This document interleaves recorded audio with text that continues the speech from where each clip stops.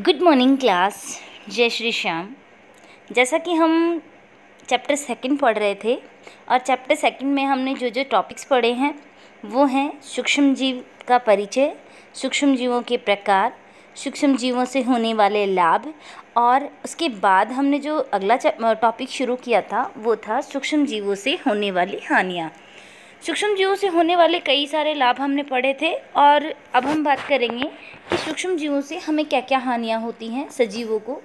तो उसमें मैंने आपको जनरली थोड़ा सा बताया था कि सूक्ष्म जीव जो होते हैं वो मनुष्य में, पेड़ पौधों में और जंतुओं में रोग उत्पन्न करते हैं। इसके अलावा भोजन, जो कपड़े होते हैं या हम चमड़े की बात करें, इन्हें भी ये ख़राब करते हैं। यहाँ पे आपको एक टेबल दी गई है। इस टेबल में आपको मनुष्य में होने वाले रोगों के नाम लिखे हुए हैं फर्स्ट कॉलम में। कॉलम सेकंड जो है, ये रोग किस सूक्ष्म जीव की वजह से हो रहे हैं उस ग्रुप का नाम है।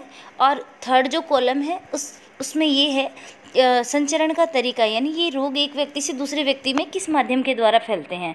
और जो कॉलम 4 है इसमें क्या कर रखा है, इस रोग से बचाव के उपाय दे रखे हैं कि कैसे हम बच सकते हैं। तो सबसे पहले हम बात करते हैं, यहाँ पे जो 4 अलग अलग कैटेगरी बनाई हैं ये बनाई हैं संचरण के आधार पर। पहला जो है कॉलम, इसमें वायु के द्वारा होने वाले फैलने वाले, दूसरा जल के द्वारा, तीसरा भी जल का दे रखा है, चौथा मच्छर है, कीट वगैरह इनके द्वारा होने वाले, इनके माध्यम से फैलने वाले रोग। तो सबसे पहले हम बात करते हैं क्षय रोग की, जिसे सामान्य भाषा में हम टीबी भी कहते हैं। ये जो टीबी रोग है या क्षय रोग है, ये जीवाणुओं की वजह से होता है। आप लोगों को मैंने सूक्ष्म जीवों के जो प्रकार बताए थे उसमें आप लोगों को मैंने जीवाणु एक ग्रुप बताया था, जीवाणु, प्रोटोजोआ, कवक। तो उसमें जो जीवाणु होते हैं उन जीवाणुओं की वजह से क्षय रोग होता है और जीवाणु का नाम है माइक्रोबैक्टीरियम ट्यूबरक्लोसिस। तो ये जो क्षय रोग है ये जीवाणु के कारण होता है और ये एक व्यक्ति से दूसरे व्यक्ति में वायु के द्वारा फैलता है, यानी संचरण का जो तरीका है वो वायु है। इसके बाद हम बात करते हैं खसरा रोग की, जिसको मिजल्स भी बोलते हैं। ये भी वायरस के कारण होता है। और अगर हम संचरण के तरीके की बात करें तो अधिकतर जो वायरस से होने वाले अधिकांश तो जो रोग होते हैं वो वायु के द्वारा संचरित होते हैं एक व्यक्ति से दूसरे व्यक्ति में। तीसरा हम बात करते हैं चिकन पॉक्स की, जिसको छोटी माता के नाम से भी जाना जाता है, और ये वायरस के कारण होने वाला रोग है। और ये जो संचरण का तरीका है, अगर किसी को चिकन पॉक्स है और उसके संपर्क में कोई आता है या वायु के द्वारा भी ये जो इसका वायरस है वो एक व्यक्ति से दूसरे व्यक्ति में फैलता है। चौथा जो है कॉलम, उसमें दे रखा है आपको पोलियो। पोलियो जो रोग है, सामान्य आपने पोलियो के बारे में सुना होगा, मोस्टली ये 5 साल से छोटे बच्चों को होता है।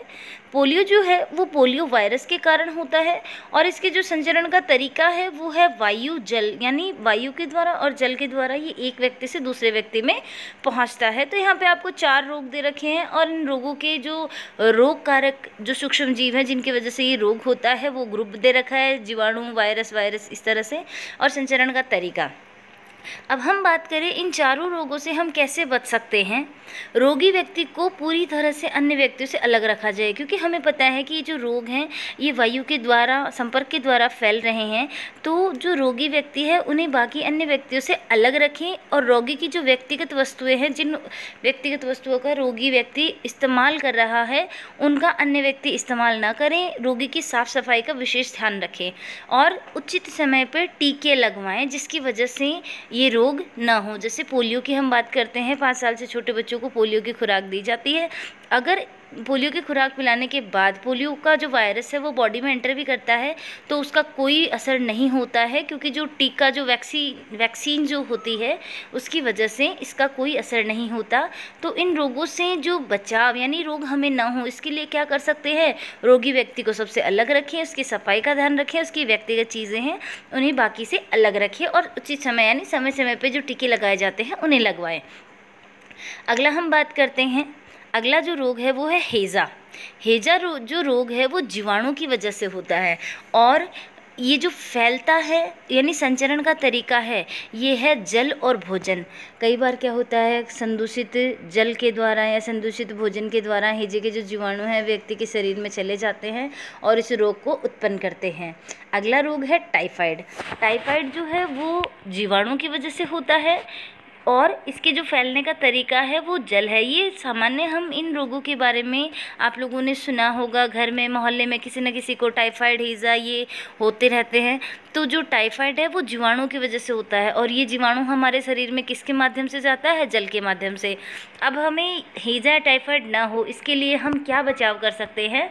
व्यक्तिगत स्वच्छता एवं अच्छी आदतों को अपनाना। अगर हम खुद की सफाई, हमारे आसपास की सफाई, घर की अच्छे से सफाई रखते हैं तब हम इन रोगों से बच सकते हैं। इसके अलावा हमेशा खाना जो है उसे ढककर अच्छे से जो पकाकर फिर खाएं।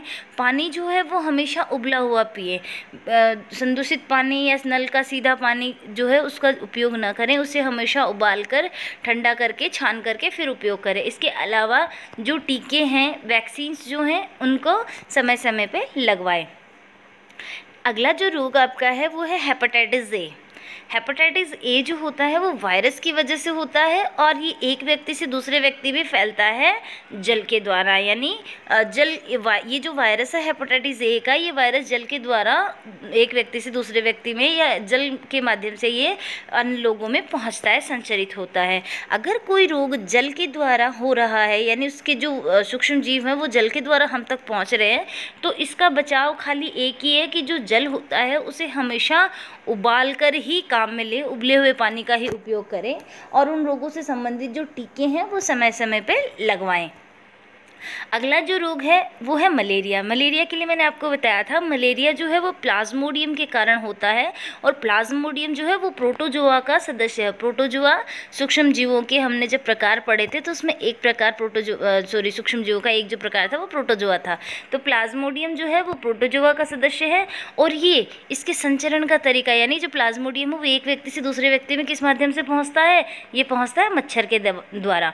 हवा अगर की बात करें, अगर हम पानी की बात करें तो इनसे ये नहीं फैलता, ये फैलता है मच्छर, और वो भी कौन सा? मादा एनाफ्लीज जो मच्छर होता है उससे। तो मलेरिया से बचने के लिए हम क्या कर सकते हैं? क्योंकि हमें पता है कि मच्छर से, मादा एनाफ्लीज जो मच्छर है उससे ये संचरित होता है, तो इसीलिए हमेशा मच्छरदानियों का प्रयोग करना चाहिए। मच्छर भगाने वाले जो रसायन हैं उनका उपयोग करना चाहिए। कीटनाशक का छिड़काव करना चाहिए। जो मच्छर होते हैं इनकी प्रजनन क्षमता को रोकने के लिए जल को किसी भी स्थान पर इकट्ठा रहने नहीं देना चाहिए, यानी कहीं पर भी पानी इकट्ठा हुआ नहीं होना चाहिए। जो नालियाँ जो होती है उसमें पानी हमेशा बहता हुआ रहना चाहिए। कूलर या अन्य कोई छत पे जो बर्तन होते हैं उनके अंदर भी पानी नहीं रहना चाहिए, पानी हमेशा बहता हुआ रहना चाहिए।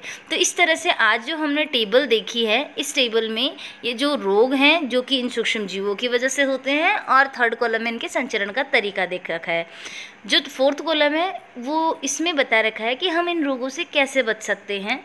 तो जितने भी हमने अभी यहाँ पे सूक्ष्म जीवों से होने वाले रोग पढ़े, ये वायु से, जल से, मच्छरों से, या जो व्यक्ति है उसके संपर्क के द्वारा, जो रोगी व्यक्ति है उसके सीधे संपर्क में अगर हम आते हैं तो हमें ये रोग होते हैं। इसीलिए हमेशा साफ सफाई रखें, स्वच्छता रखें, खुद का ध्यान रखें, और जो है आसपास है वो गंदगी न रहने दें, जिससे मच्छर मक्खियाँ हैं वो नहीं पनपे। अब हम बात करते हैं जंतुओं में रोगकारक जीवाणु। यहाँ पे हमने बात की थी अभी कि जो सूक्ष्म जीव होते हैं वो मनुष्य में कई तरह के रोग उत्पन्न करते हैं। अब हम बात करते हैं सूक्ष्म जीवों के द्वारा जंतुओं में होने वाले रोग। हम यहाँ पे हानि की बात कर रहे हैं। तो जो रोग हैं इसकी वजह से कई तरह की विकृतियाँ उत्पन्न हो जाती हैं, परेशानियाँ होती हैं, तो ये हानि ही है। जंतुओं में होने वाले रोग, अनेक सूक्ष्म जीव केवल मनुष्य एवं पौधों में ही नहीं बल्कि कई सारे जो जीव जंतु होते हैं उनमें भी क्या करते हैं? रोग उत्पन्न करते हैं। अगर हम बात करें, उदाहरण ले, एंथ्रेक्स एक ऐसा रोग है जो कि मनुष्य में भी होता है और जो मवेशी पशु होते हैं उनमें भी होता है। यानी एंथ्रेक्स रोग कॉमन है जो कि मनुष्य और मवेशियों के अंदर पाया जाता है। ये एक जीवाणु के द्वारा होने वाला रोग है। इसके अलावा सूक्ष्म जीवों के द्वारा होने वाले रोगों की अगर हम बात करें तो गाय के अंदर खुर और जो मुंह होता है, खुर होता है, गाय के जो पैर होते हैं ना, नीचे का हिस्सा, उसे बोलते हैं खुर। तो गाय के जो खुर होते हैं वो, और जो मुंह होता है, इसके अंदर जो वायरस होते हैं वो कई अपना प्रभाव दिखाते हैं। खुरपक्का, मुंहपक्का ये रोग है जो कि वायरस के द्वारा होते हैं। इस तरह से हमने बात की सूक्ष्म जीव जो हैं वो मनुष्य में कई तरह के रोग उत्पन्न करते हैं, वो जंतुओं में कई तरह के रोग उत्पन्न करते हैं। अब हम बात करते हैं कि सूक्ष्म जीवों द्वारा पेड़ पौधों को होने वाली हानि, यानी पेड़ पौधों को किस तरह से नुकसान पहुंचाते हैं। जिस तरह से सूक्ष्म जीव इंसानों में, जानवरों में रोग उत्पन्न करते हैं, बिल्कुल इसी तरह से सूक्ष्म जीव जो होते हैं वो क्या करते हैं, वो पेड़ पौधों में भी रोग उत्पन्न करते हैं। तो अगर हम बात करें इनकी पेड़ पौधों की, तो पेड़ पौधों के अंदर यहाँ पे एक टेबल दे रखी है। इस टेबल में आपको जो फर्स्ट कॉलम है उसमें पेड़ पौधों के रोगों के नाम है, दूसरे में सूक्ष्म जीव और तीसरे में संचरण का तरीका। अगर हम बात करें तो सबसे पहला रोग है नींबू का कैंकर रोग। कई बार अब हम नींबू लेके आते हैं तो उस नींबू में क्या होता है, हम देखते हैं कि बीच बीच में छोटे छोटे धब्बे से बने होते हैं और काले काले जो कुछ ग्रैन्यूल्स उस पर लगे होते हैं। तो इस तरह से जो नींबू होते हैं वो उसकी संभावना होती है कि इसमें कैंकर रोग होता है। तो ये जो नींबू का कैंकर रोग है ये जीवाणुओं के द्वारा होता है और ये जो जीवाणु है ये वायु के द्वारा एक जगह से दूसरी जगह संचरित होते हैं। अगला हम बात करें गेहूं की रस्ट। ठीक है, गेहूं की रस्ट जो है ये भी गेहूं में होने वाला एक रोग है जो कि कवकों की वजह से होता है और संचरण का तरीका है वायु एवं बीज। अगला जो थर्ड है वो है भिंडी का पित्त रोग। भिंडी का जो पित्त रोग है वो वायरस की वजह से होता है और इसका संचरण है वो कीटों के द्वारा होता है। तो आप लोगों को जो मैंने अभी जो सूक्ष्म जीवों से होने वाली हानियां मैंने पढ़ाई हैं, ये आप लोगों को पढ़ना है, वीडियो को देखना है, उसके बाद आप लोगों को बुक से भी रीडिंग करनी है और होमवर्क है वो मैं आपको PDF फाइल में से भेज दूँगी ग्रुप में। Thank you.